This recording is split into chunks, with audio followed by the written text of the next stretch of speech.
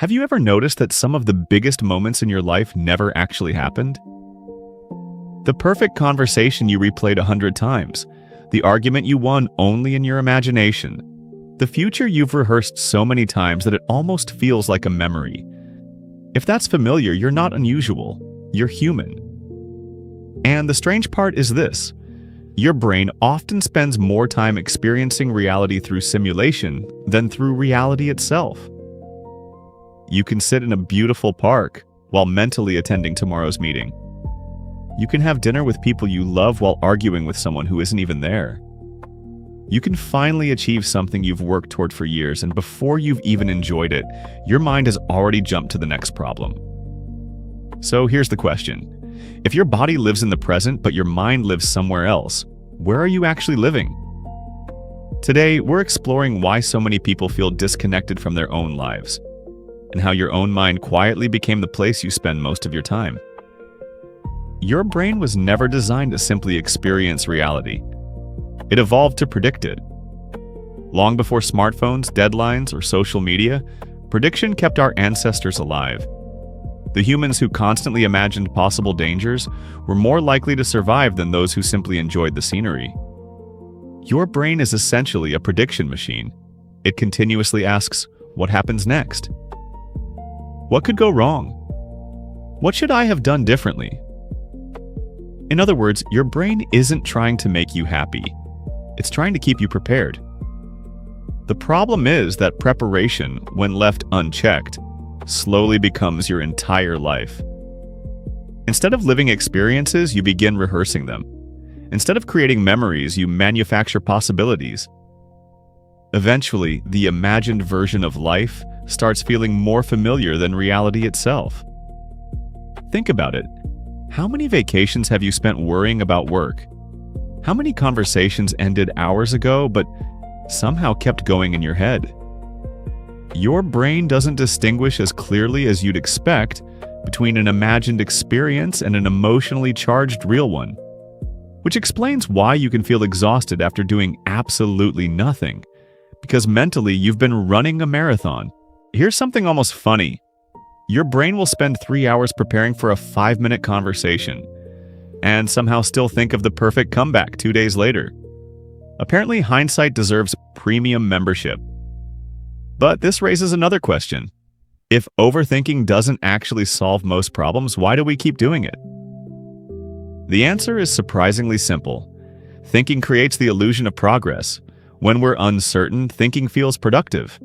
Analyzing feels responsible. Planning feels safe.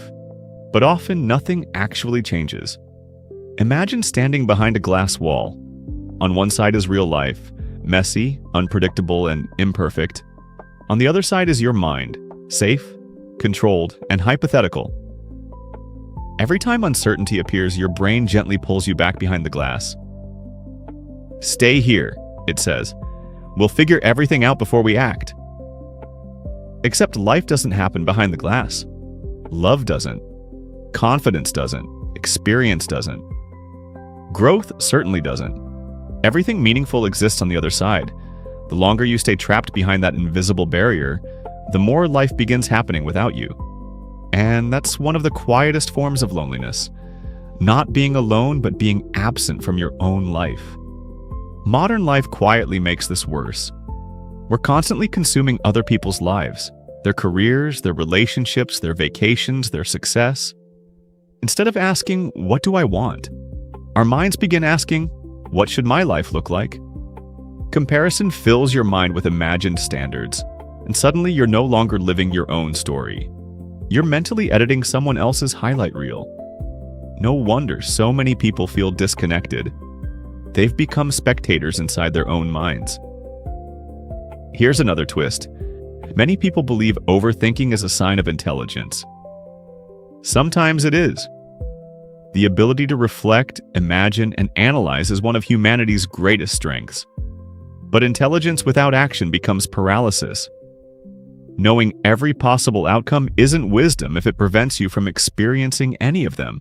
Some of the happiest people aren't those who think the least. They're the ones who know when thinking has served its purpose. There's an old psychological observation worth remembering. We don't suffer only from reality. We suffer from our interpretation of reality. Two people can experience the exact same event. One sees failure, the other sees feedback. The event is identical, the story isn't. Most emotional pain isn't created by the moment itself. It's created by the hundreds of invisible conversations we continue having afterward. So how do you escape? Not by forcing your thoughts to disappear. That's impossible. Instead, begin treating thoughts as visitors rather than commands. Notice them. Question them. Then return to what's actually happening around you. Feel your footsteps. Listen to someone's voice without planning your response. Finish one task before imagining the next 5.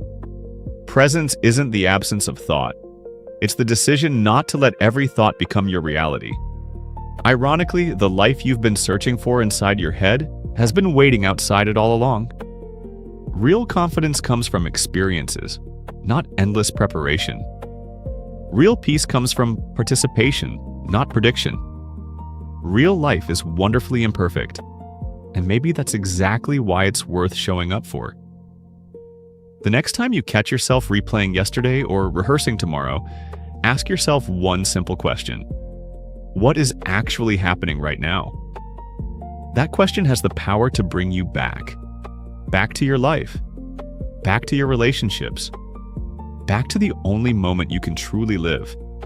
Because someday you'll look back and realize that life wasn't hiding from you. Your attention was. If this video changed the way you think about your own mind, there's another habit that quietly steals happiness from millions of people, and most don't even realize they're doing it. Click the video on your screen now to watch The Hidden Cost of Being Too Nice. It connects perfectly with what we talked about today, and it may completely change how you see yourself and your relationships. I'll see you there.